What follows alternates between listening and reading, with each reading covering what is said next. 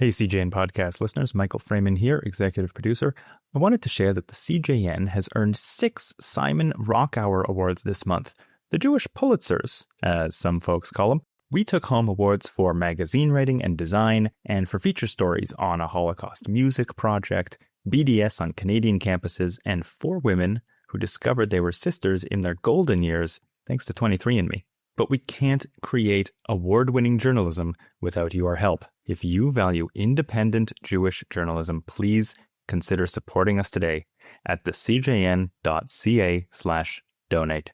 12 days ago, at a meeting of Vancouver City Council, Ezra Shankin, the CEO of the Jewish Federation of British Columbia, urged councillors to approve the rezoning application for JWest, the landmark Jewish community redevelopment at Oak and 41st. Long after today's debates are forgotten, families will live here. Families will learn here. Seniors will gather here. And communities will connect here. That will be the legacy of JWest. And in a time when it's often easier to divide than to unite, we have chosen to invest in Vancouver, to strengthen Vancouver, and to help build Vancouver's future. It's Canada's largest Jewish community building project right now. The $235 million plan calls for a new JCC of Greater Vancouver with a daycare, a theater, the Holocaust Museum, offices for 20 major Jewish organizations, a new building and home for King David High School, and eventually 2 residential towers with more than 600 apartments, including below-market housing. City councillors said yes, the vote were unanimous. It's the latest milestone in a redevelopment we've been following here at the CJN for years. Officials say the vote clears the way for construction to start in the fall. Meanwhile, nearly 1,200 kilometers away, construction's already underway on Edmonton's new $6 million Oshri Kipnis Jewish Community Center, the first JCC in nearly 15 years since the old one closed in 2012.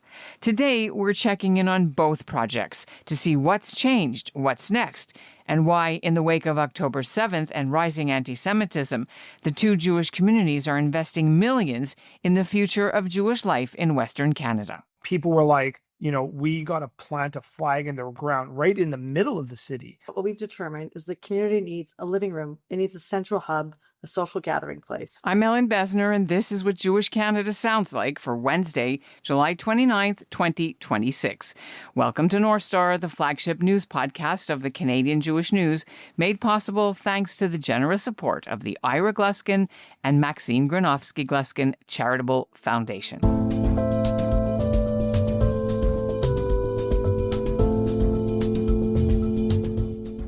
8 years ago, when JWest unveiled its ambitious plans to replace the 60-year-old JCC and transform the Oak Street campus into a modern Jewish community hub, construction was originally expected to begin in 2020.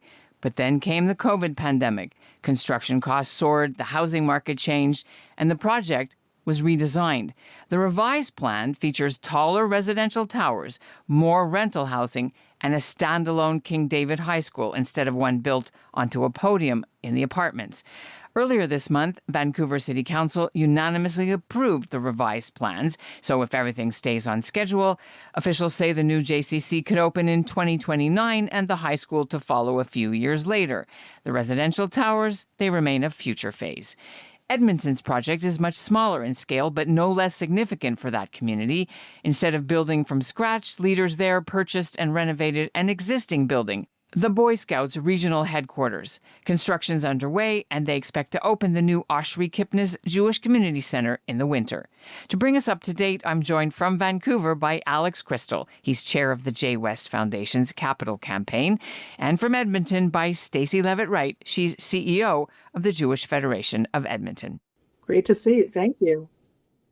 Well, it's great to have you because it's been a long time since you've been making news, and it's time that we paid attention to what's going on in Western Canada with these construction projects of the Jewish campuses when many communities are downsizing in the faith world and amalgamating shuls and whatever. So let's get started with Alex. JWest, when we last spoke, it was 4 years ago, which I can't believe. And I'd like to know, when people drive past Oak and 41 today, is there anything that they can actually see that is building? So not yet. We are just about to complete our fundraising. We're just about to get permits. So I believe this fall, there'll be shovels in the ground. So it's coming. And what will be the first thing? So the first thing is the JCC needs to stay open because of all the services for seniors and kids and et cetera, and for the community. So we're going to be building, first phase is the new Jewish Community Center.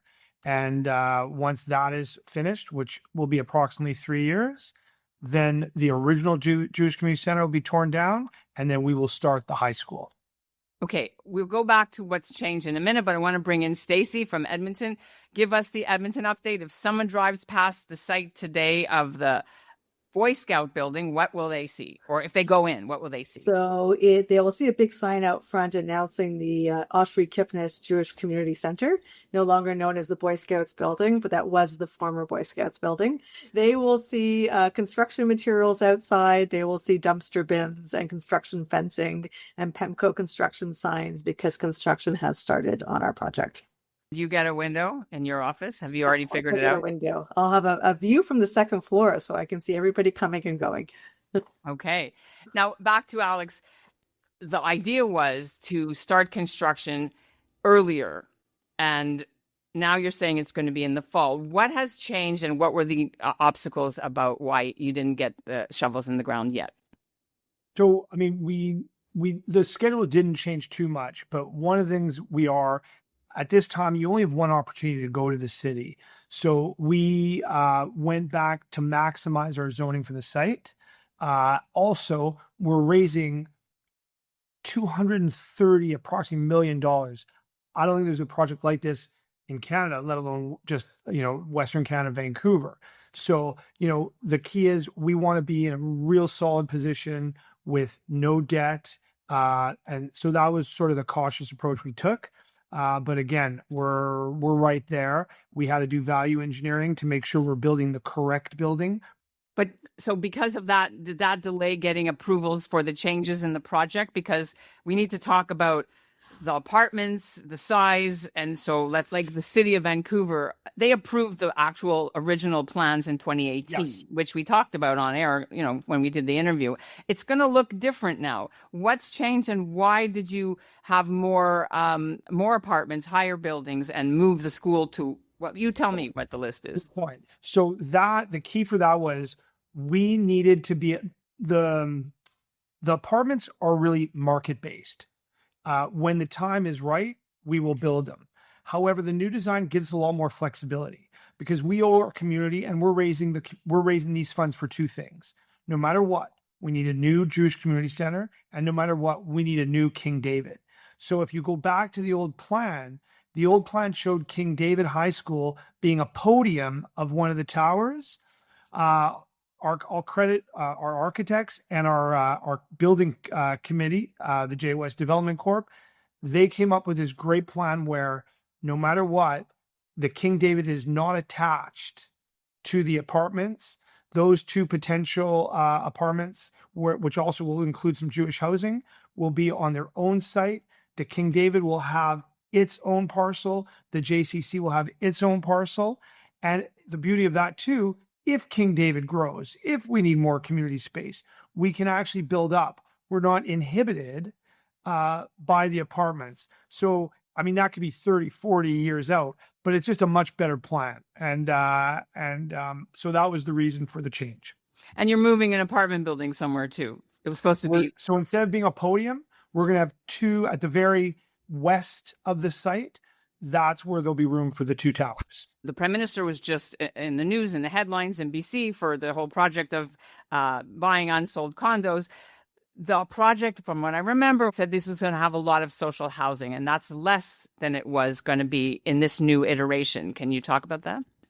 So, yes. So the economics, just like condo developers are finding out right now, the economics to build these projects, we need a little more to start with off-market housing. We're going to have when we're ready to build it, TIC, the Housing Society, will be sort of our partner agreement running those homes. Our goal will be to keep growing over the years to get as much as we can for our community.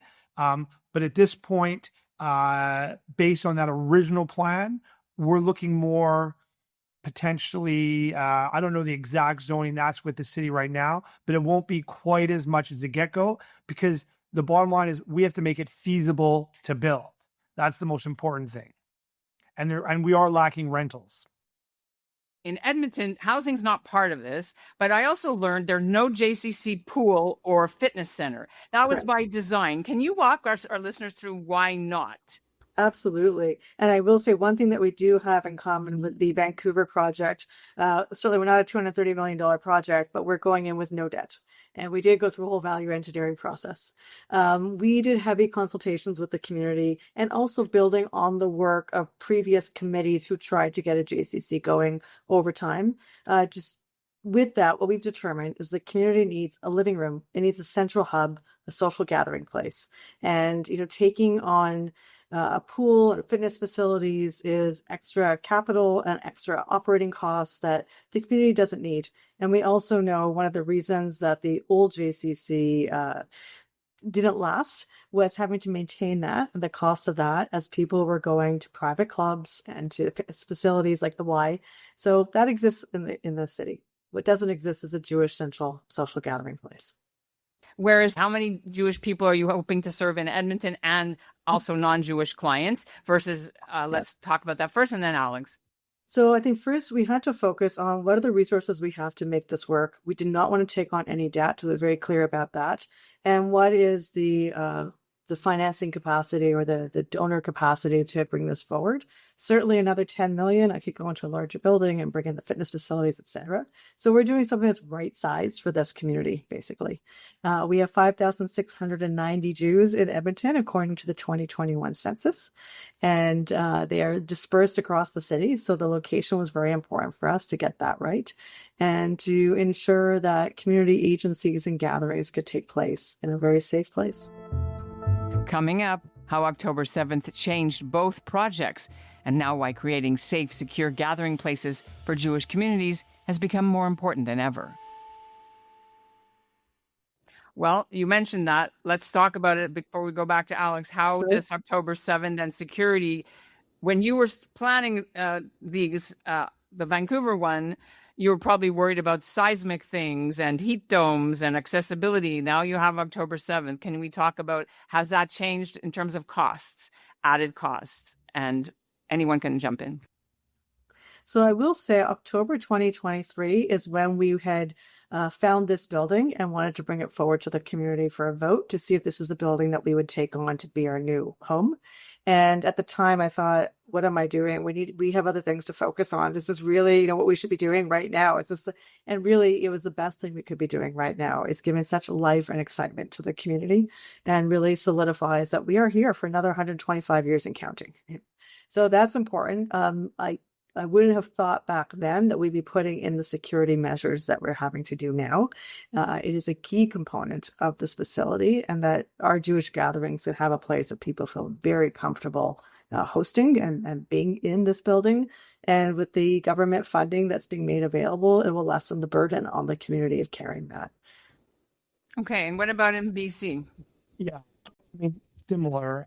We, even at the beginning, security was still on our minds, and we had, when the design was happening, there was consultation with security. However, yes, that's been upgraded in costs added. It is what it is. What I can say is as I said, it's a large fundraising campaign, as I mentioned before. And at the beginning, we got off to a great start, but those are the easy asks, right? Those are your traditional supporters that I'm already aware of. And your family has skin in the game personally too. 100%. We're all of us are. And what I can say, which has been so uplifting, is and it's like any fundraising campaign, you go peaks, maybe a lull, and then you get inspired again. And October 7th, such a tragedy. but the response from community has been unbelievable. And when I say our community, I think is 30,000, we're getting more and more. I think more and more people are coming out. There's more people looking for community, actually. And our fundraising actually responded in such a big way where people were like, we got to plant a flag in the ground right in the middle of the city. Similar to what you're saying in Edmonton, is this is a generational thing.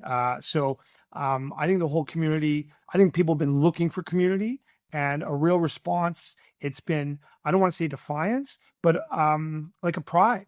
So with that tragedy that should never have happened, it's great to see you have choices.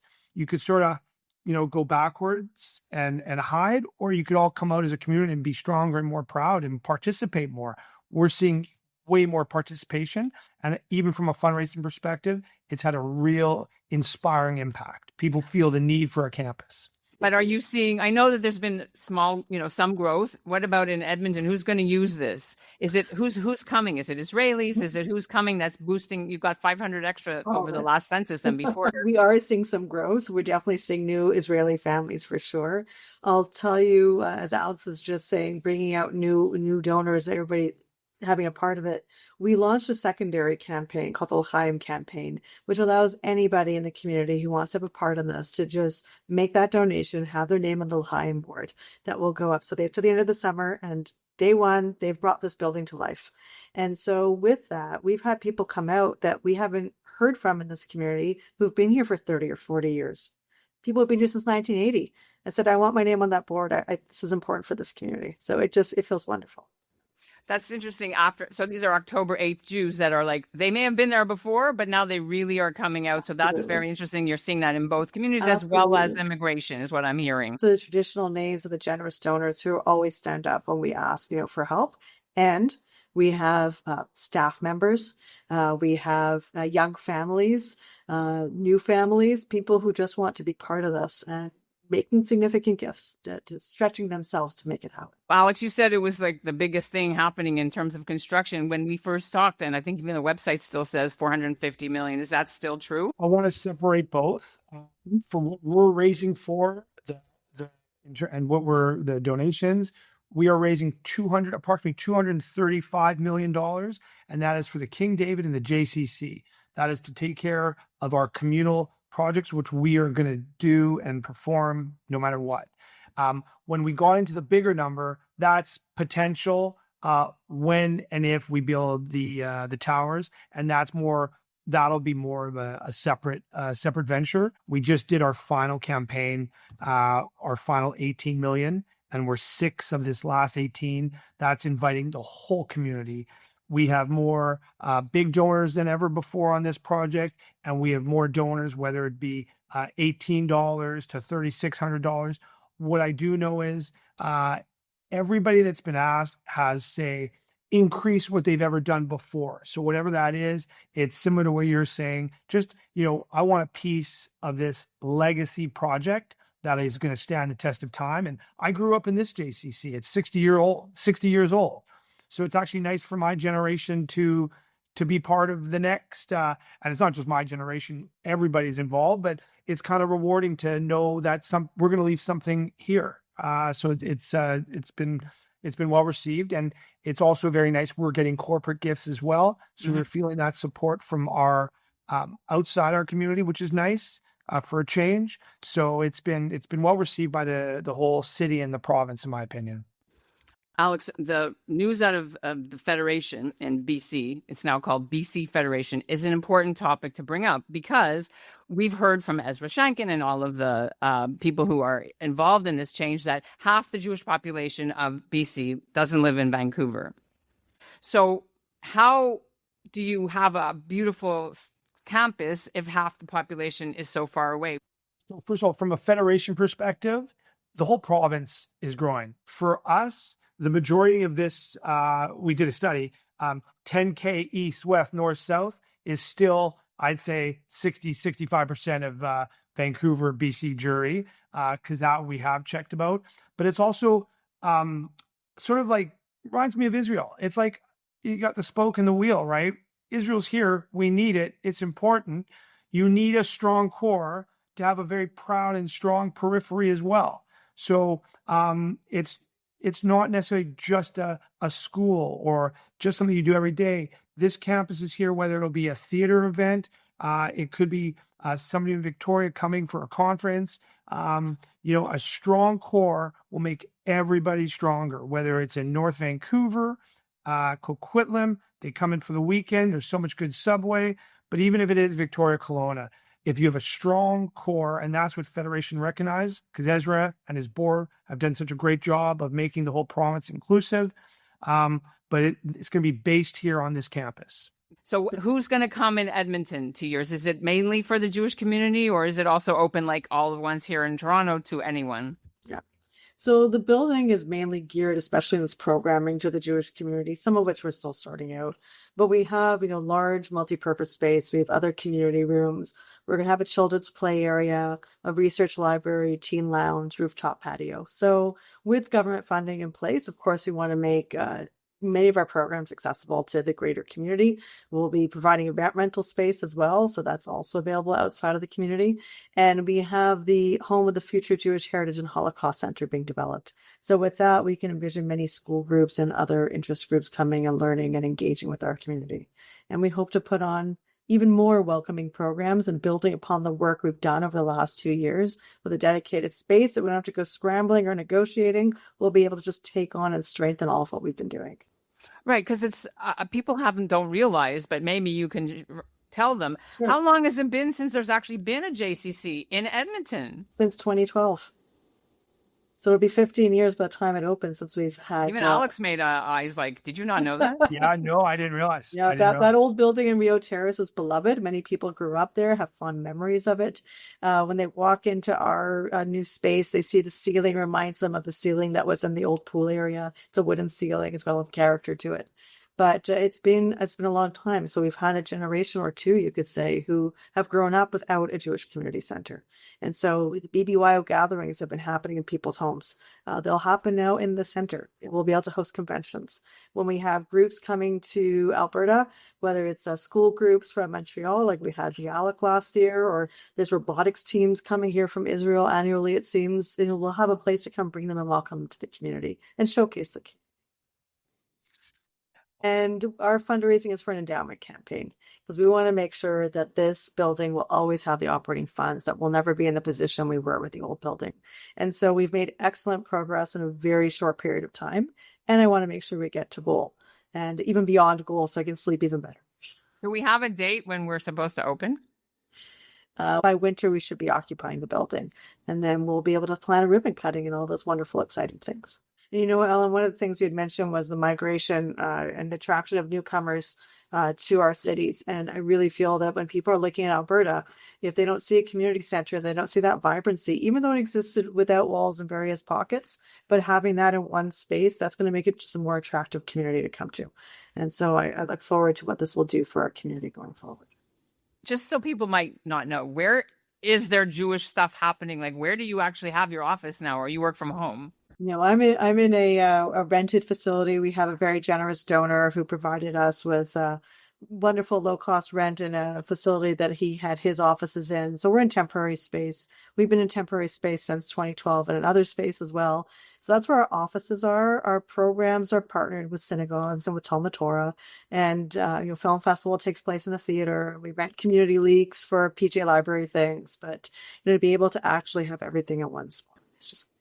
So where are we at in terms of fundraising? You have to raise $250, give or take. So where are we at?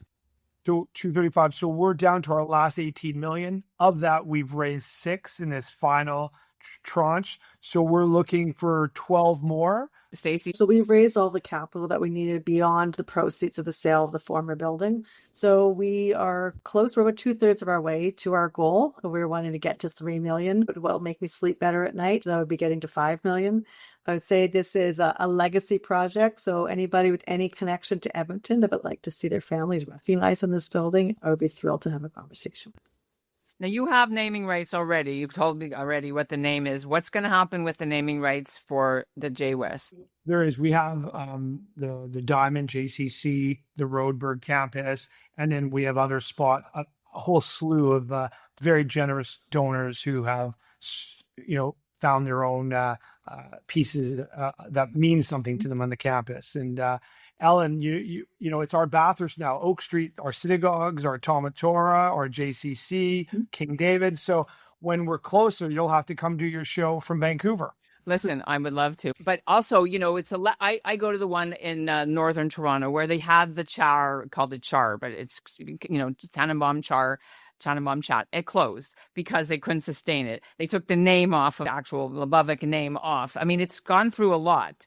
What, if any, lessons did you guys take or learn from what happened to the expansion of the JCCs in Toronto up north? We actually learned some positives from Toronto, big time in building and fundraising. What we did learn though about the satellite JCC was a community, at least our size. It's hard enough with a community your size. We really figured we need a strong core campus. Because sometimes you think about, we need maybe a center here, there, suburbs. We talk about a strong core.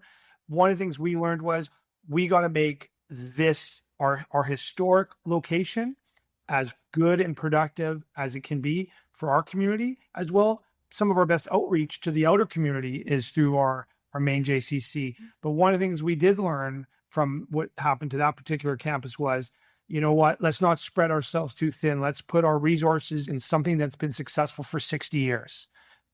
Exactly. We didn't want to break ground on newly constructed facility and stretch ourselves too thin and be too ambitious. We also did an extensive search of vacant buildings that we could potentially purchase. And yes, they were larger, but this was just seeing the right size, the right fit, and to make it as flexible as possible. So all of our community rooms will be furnished in a way that things can be moved around easily and they can serve a variety of purposes. We thought that was very important as well. It's been really great to get this update. And thank you, Alex, for being with us and on the CJN's North Star. Thank you, Stacey, for joining us again, and have a good summer. Thank you to you as well. Thanks so much. And that's what Jewish Canada sounded like for this episode of North Star, made possible thanks to the generous support of the Ira Gluskin and Maxine Granovsky Gluskin Charitable Foundation. If you want to see the renderings of JWest and photos from Edmonton's construction site, or to learn more about the campaigns and the fundraising, go to the links in our show notes. North Star is produced by Zachary Judah Kaufman and Izzy Hellenchild, who also edits our videos on YouTube. Michael Freeman is the executive producer, and Alicia Richler is editorial director. Thanks for listening.